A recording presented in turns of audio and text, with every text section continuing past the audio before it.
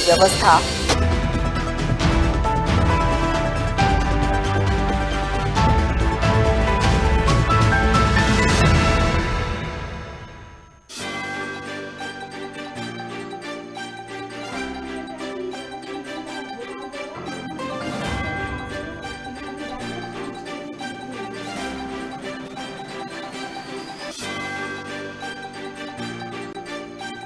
देश में आज से शुरू कोविड प्रिकॉशन का अमृत महाअभियान। वीटी शर्मा ने जताया पीएम मोदी का आभार। बूस्टर डोज के निर्णय का किया स्वागत।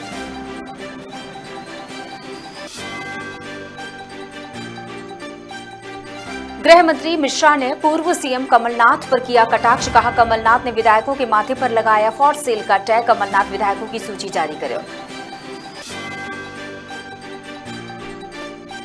पूर्व मंत्री पीसी शर्मा ने बीजेपी पर लगाया आरोप। कहा, बीजेपी कर रही प्रशासनिक तंत्र का दुरुपयोग। राष्ट्रपति चुनाव में भी हो रही खरीद फरोख्त की कोशिश।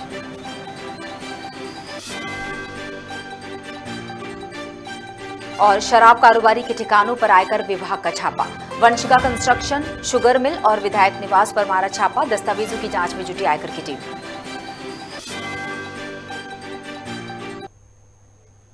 नमस्कार, आप देख रहे हैं खबर भारत। मैं हूं आपके साथ क्रांति प्रिया। बढ़ते हैं खबरों की तरफ। देश के राष्ट्रपति पद के चुनाव के लिए मतदान 18 जुलाई को होगा और इसके पहले एनडीए की राष्ट्रपति पद की प्रत्याशी द्रौपदी मुर्मू भोपाल पहुंची। वहीं बीजेपी ने मुर्मू के स्वागत की भव्य तैयारियां कर रखी थी, जिसके लिए सभी कार्यकर्ताओं को स्टेट हैंगर पर बुलाया भी गया। बता दें, बीजेपी कार्यकर्ताओं ने उनका परंपरागत तरीके से स्वागत किया। इसके बाद मुर्मू सीधे मुख्यमंत्री आवास कार्यालय पहुंची, जहां विधायकों और सांसदों के साथ उनकी बैठक भी होगी और इसके बाद शाम 6 बजे दिल्ली के लिए वे रवाना भी हो जाएंगी।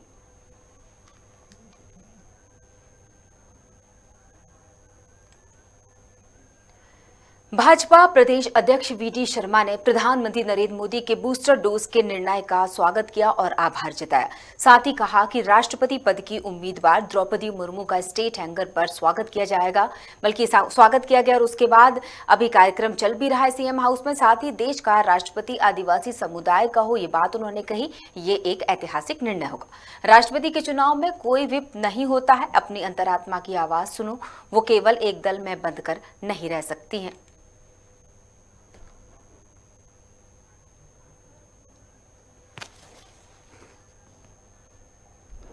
बूस्टर डोज लोगों के लिए उपलब्ध होंगे, ये स्वस्थ भारत का जो माननीय प्रधानमंत्री का संकल्प है, उसके लिए एक ऐतिहासिक कदम है।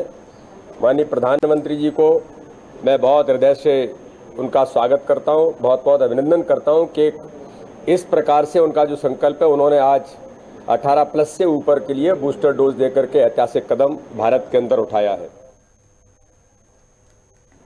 बूस्टर डोज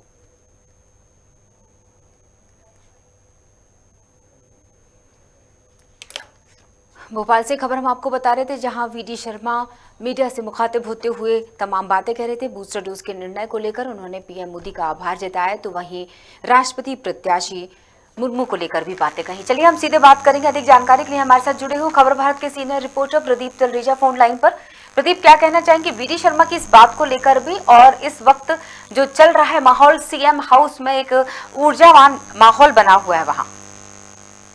देखिए, आज मैं आपको बता दूं कि देश के सबसे सर्वोच्च पद के लेकर जो एनडीए ने एक पहल की है। देखिए, एक अनूठी पहल इसको जरूर कहा जा सकता है कि एक महिला आदिवासी, देखिए देश में अगर वो द्रौपदी मुर्मू अगर राष्ट्रपति बनती है तो कहीं ना कहीं देश के लिए अलग कीर्तिमान जो है वो जरूर देखने में आएगा। देखिए, देश की पहली वो जो आदिवासी महिला होंगी, देखिए ये एक सबसे बड़ी उपलब्धि जो है वो कहीं ना कहीं देश के लिए मानी जा रही है। देखिए, प्रदेश अध्यक्ष वीटी शर्मा ने भी इस बात को साफ तौर पर कहा है कि द्रौपदी मुर्मू जिस प्रकार से वो मध्य प्रदेश के गौरव है, जो कि देखिए आज वो मध्य प्रदेश आई हुई है, कहीं ना कहीं उनको गौरव के रूप में वो देख रहे हैं।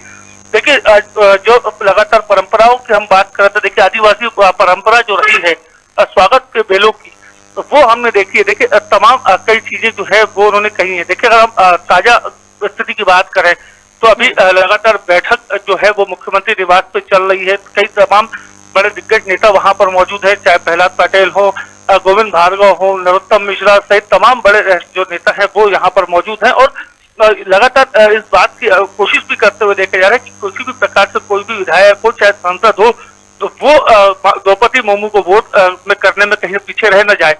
देखिए ये एक सबसे बड़ी चीज रहेगी इस पूरे घटनाक्रम को देखते हुए कि मध्य प्रदेश में जिस प्रकार से जो आलम बना है हुआ, देखिए अगर हम बात करें पिछले कुछ समय पूर्व की अगर हम बात करें तो लगातार आदिवासियों पर जिस प्रकार से फोकस किया जा रहा है, तो कहीं ना कहीं ये जरूर देखा जा रहा है कि बीजेपी अपने आप को आदिवासियों का जो है हितैषी बताने की कोशिश करे, वही लगातार कांग्रेस जो है उसकी अवहेलना भी करती हुई देखी जा रही है। देखिए साफ तौर पर कांग्रेस के कल जिस प्रकार से जो प्रत्याशी थे यशवंत सिन्हा वो भोपाल पहुंचे थे और उन्होंने मीडिया से भी चर्चा की थी।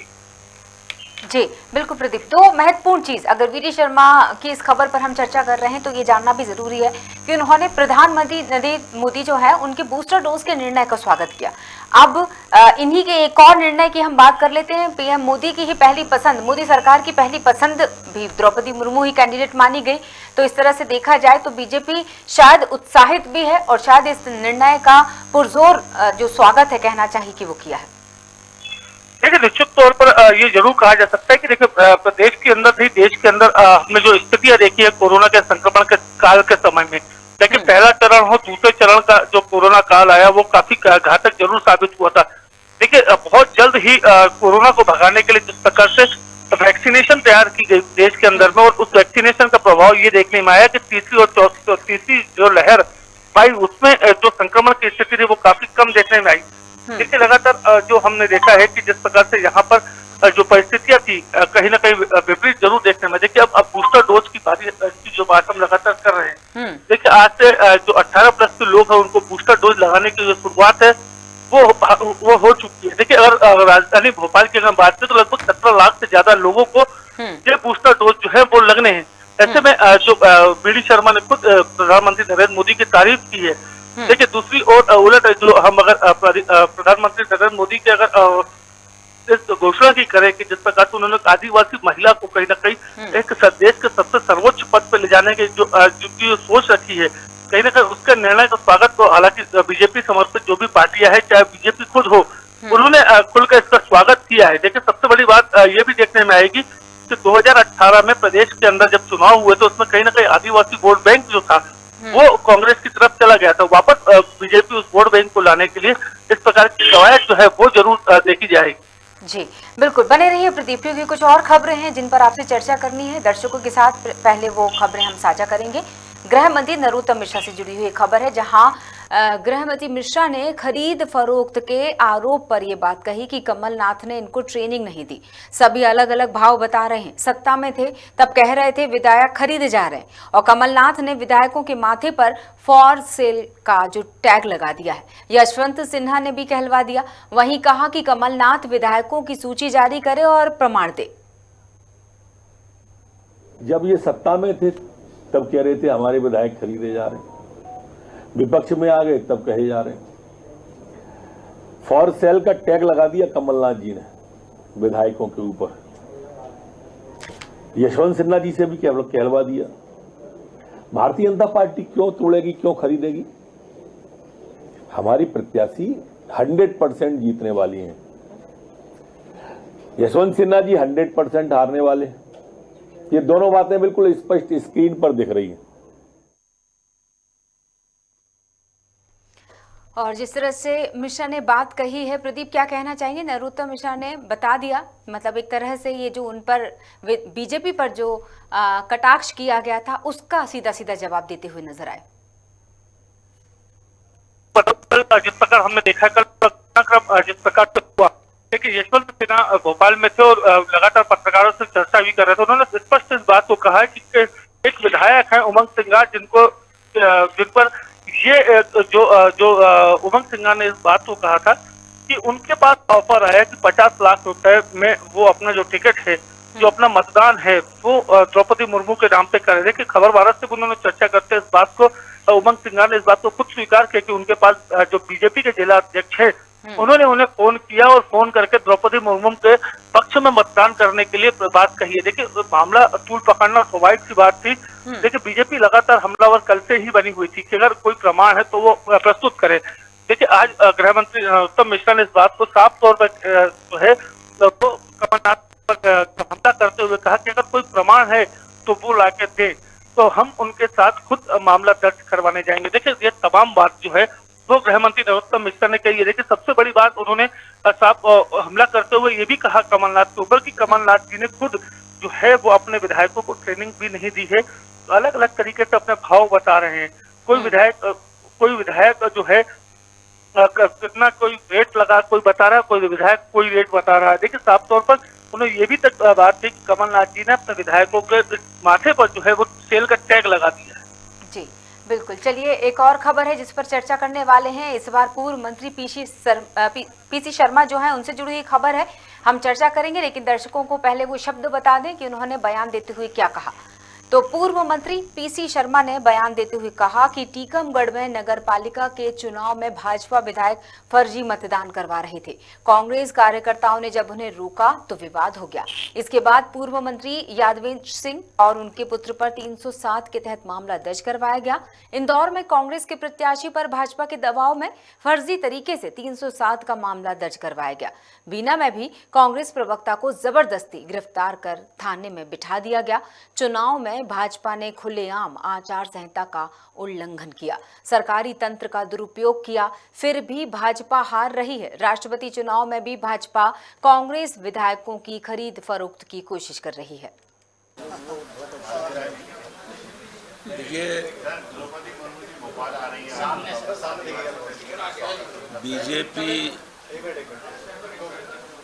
और एनडीए के जो राष्ट्रपति पद की प्रत्याशी हैं वो तो मोदी जी वो आ रही हैं भोपाल, स्वागत है उनका। लेकिन एक उनसे अपील है हमारी, जैसी कल यशवंत सिन्हा जी ने भी कहा था कि वो प्रेस से भी मिलें और अपनी बात रखें कि किस तरह से वो राष्ट्रपति पद की गरिमा को बनाते हुए इस देश का जो संविधान है, जो बाबा साहब अम्बेडकर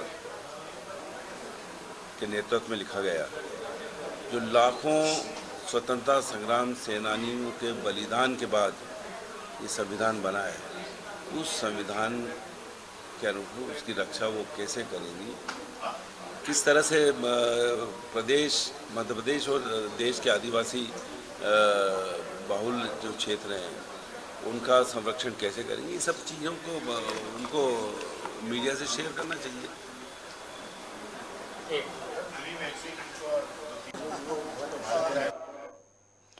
और चलिए हम हमारे साथ जुड़े हुए प्रदीप तलरेजा सीनियर रिपोर्टर खबर भारत के, हम उनसे चर्चा कर रहे हैं लगातार सभी खबरों पर। और एक और महत्वपूर्ण खबर, प्रदीप क्या कहना चाहेंगे? इस बार पीसी शर्मा कुछ ऐसा बोल गए जो कुछ नया नहीं है, ये कहना चाहिए।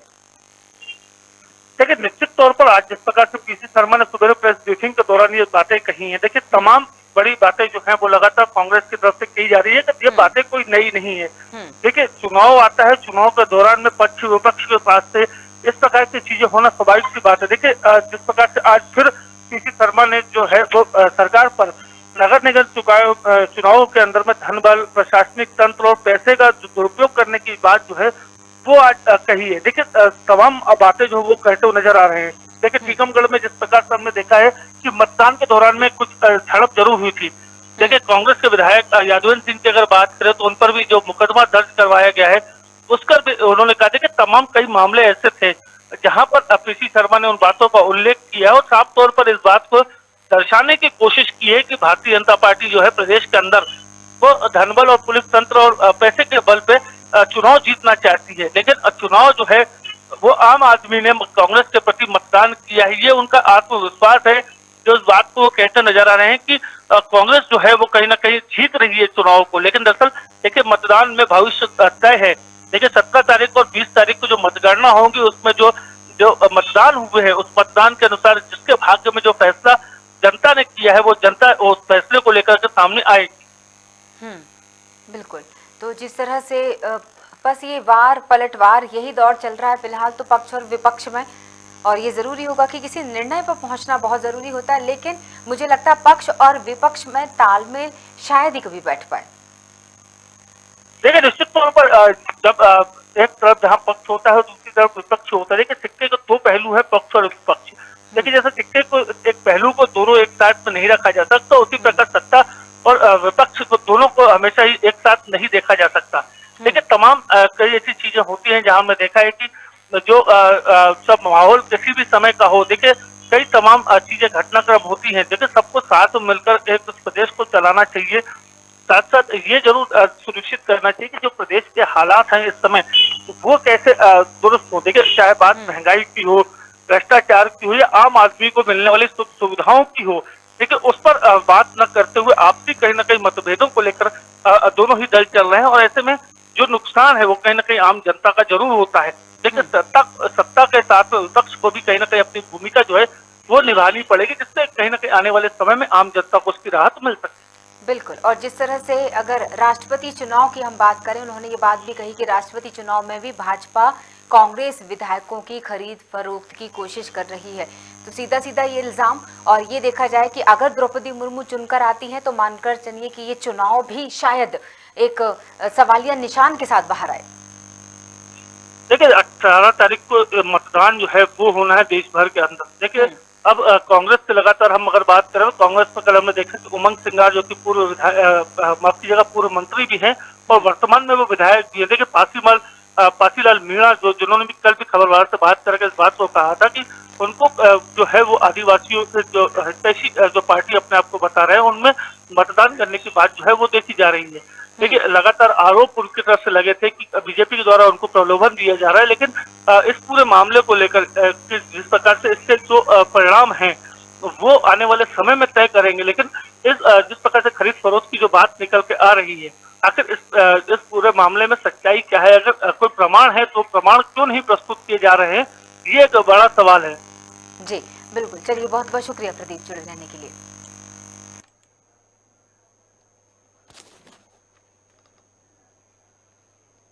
नरसिंहपुर के तेंदुखेड़ा विधायक शराब एवं खनन कारोबारी संजय शर्मा के ठिकानों पर आयकर विभाग ने दबिश देकर छापामार कार्रवाई की।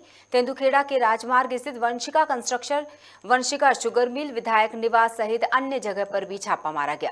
वहीं आयकर विभाग की टीम दस्तावेजों को खंगालने में जुटी है।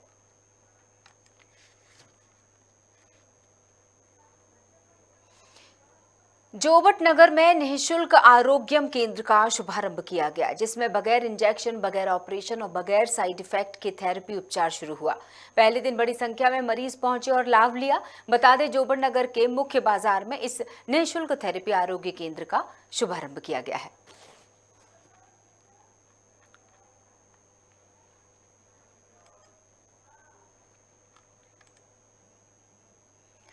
त्रिस्तरीय पंचायत निर्वाचन में समस्त चरण के पंच, सरपंच, जनपद पंचायत सदस्य पदों की मतगणना का सारणीकरण और निर्वाचन परिणाम की घोषणा आज होगी। प्रत्येक विकासखंड मुख्यालय पर सुरक्षा के पर्याप्त प्रबंध किए गए।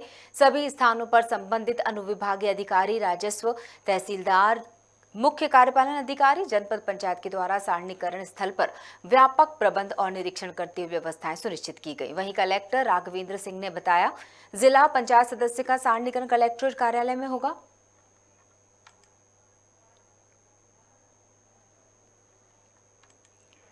पत्नी को प्रताड़ित कर आत्महत्या करने के लिए मजबूर करने वाले पति को पुष्पाल थाना पुलिस ने गिरफ्तार कर लिया है। बता दें, आरोपी की पत्नी ने प्रताड़ना से तंग आकर घर के बाथरूम में फांसी लगाकर आत्महत्या कर ली थी। जांच के दौरान पता चला कि मृतका को आत्महत्या के लिए प्रेरित किया गया था, जिस पर पुलिस ने कार्रवाई करते हुए आरोपी को गिरफ्तार कर न्यायिक रिमांड पर जेल भेज दिया है।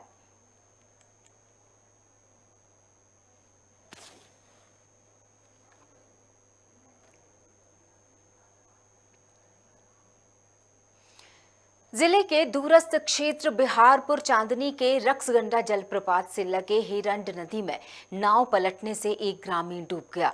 स्थानीय गोताखोर तलाश में लगे हुए हैं, लेकिन अभी तक डूबने वाले व्यक्ति का पता नहीं चल पाया।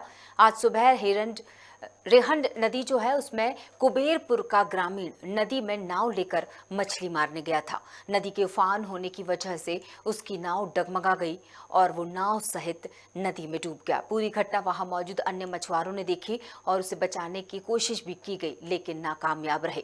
गौरतलब है कि बरसात के मौसम में मछली मारने पर प्रतिबंध लगा हुआ है, लेकिन इसके बावजूद भी ग्रामीण अपनी जान जोखिम में डालकर मछली मारने उफनती नदी में जा पहुंचते हैं।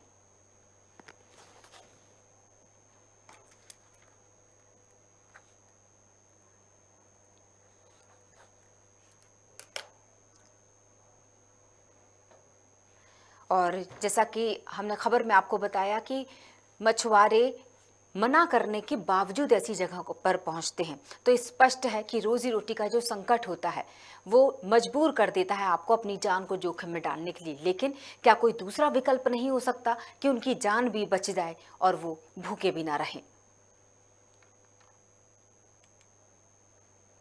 बरसात के मौसम में मछली मारने पर प्रतिबंध लगा हुआ है, दर्शकों को बताना चाहेंगे, लेकिन इसके बावजूद भी मछुआरे वहां पहुंच जाते हैं। और ये शायद इस बरसात का ये दृश्य नहीं है, या ये मसला इस बरसात का बस नहीं है। चलिए, हमारे साथ जुड़े हैं अजय चक्रधारी, हमारे संवाददाता, हम उनसे चर्चा करते हैं। अजय, जिस तरह से ये वाकया सामने आया है, ऐसे मामले पहले भी कई बार हुए होंगे, इसी बरसात में ऐसे मामले हो चुके होंगे, या फिर आगे ना हो ऐसे मामले, इसके लिए भी प्रशासन को शायद एक जरूरी एहतियातन कदम उठाना पड़ेगा, ठोस कदम उठाना पड़ेगा, ताकि इस तरह की घटनाएं दोबारा ना हो। जी, मैं बता दूं आपको कि बरसात आते ही ग्रामीण क्षेत्र के लोग मछली मारने के उद्देश्य से उफनती नदी वगैरह में जान को जोखिम में डाल करके जाते हैं, जबकि प्रशासन द्वारा बरसात आते ही नदी तालाब ये सब में जाने के लिए प्रतिबंधित कर दिया जाता है। पर यह सब जो है तो कागजों में होता है। प्रशासन जो है तो जमीनी स्तर पर आ करके इनके विरुद्ध ना तो किसी भी प्रकार का कोई कार्रवाई करता है, ना ही मतलब इनको रोकने का प्रयास किया जाता है। जी बिल्कुल, लेकिन रोकने का प्रयास इसलिए नहीं किया जा सकता, ये प्रशासन को समझने की बेहद ज़रूरत है, और शायद वो समझते भी इस बात को कि यही शायद उनके आय का एक स्रोत हो सकता है। जी, मैं बता दूं कि आय के स्रोत तो बहुत सारे ऐसे होते हैं। प्रशासन जो है तो रोजगार गारंटी के माध्यम से और भी अन्य कई माध्यम से इन्हें जो है तो रोजगार उपलब्ध कराने का कोशिश करता है। पर ये जो है तो बरसात का मौसम आने के वजह से ये मछली मारने के उद्देश्य से नदी तालाबों में जाते हैं, ताकि ये और तो पैसा कमा सकें उसमें से। मछली वहां मारते हैं और लोगों को बेचते हैं, इसी में जो है तो ये जो है तो अपनी जान जोखिम में डाल करके अपने जान गंवा देते हैं। और यहाँ जो अधिकतर नदियां हैं ये पहाड़ी नदियां हैं। यहाँ अचानक जो है तो बरसात का मौसम कहीं और होता है, पर अचानक यहाँ पानी आ जाता है, जिससे ये ग्रामीण उसके चपेट में आकर के अपनी जान गंवा देते हैं। यह पहला मामला नहीं है, हर वर्ष जो है तो इस तरह से कई मामले आते हैं। तो इससे भी लोग जागरूक नहीं हो रहे हैं, और शासन प्रशासन भी इस ओर कोई विशेष ध्यान नहीं दे रहा है। बिल्कुल, यानी फिलहाल क्या उस युवक का पता चल पाया है या नहीं, ये एक महत्वपूर्ण सवाल। और अंतिम सवाल मैं आपसे करना चाहूंगी। जी, अभी तक उसका पता नहीं चल पाया है। स्थानीय गोताखोर सहित प्रशासनिक गोताखोर जो है तो उसको ढूंढने में लगे हुए हैं, पर अभी किसी भी प्रकार को कोई सफलता नहीं मिल पाया है। जी चलिए, बहुत बहुत शुक्रिया अजय।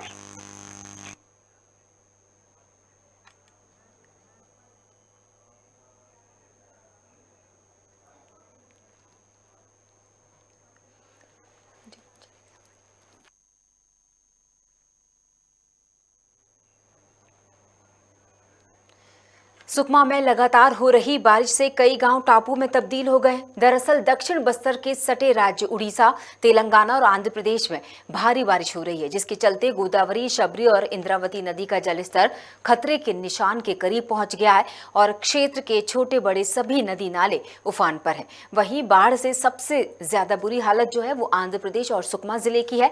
यहाँ सबरी नदी का जलस्तर काफी तेजी से बढ़ रहा है। सुकमा में गाँव का संपर्क जिला मुख्यालय से टूट गया है, जिससे ग्रामीणों की मुश्किलें बढ़ गई हैं। इसके चलते सीआरपीएफ के जवानों को तैनात कर रस्सी लगाकर ग्रामीणों और स्कूली बच्चों को नदी पार करवाई जा रही है।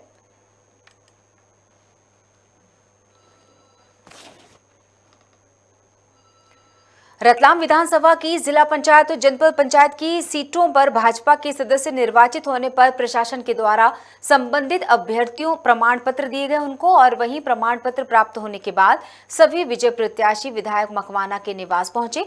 विधायक के प्रति आभार व्यक्त कर हार फूलों से उनका सम्मान किया। इस मौके पर मकवाना ने सभी निर्वाचित सदस्यों को पुष्पमाला पहनाकर और मिठाई खिलाकर शुभकामनाएं भी दी। ये बात भी कही कि भारतीय जनता पार्टी के सभी निर्वाचित सदस्य एकजुट होकर पार्टी हित में कार्य करें और अपने क्षेत्र में ज्यादा से ज्यादा विकास कार्य करें।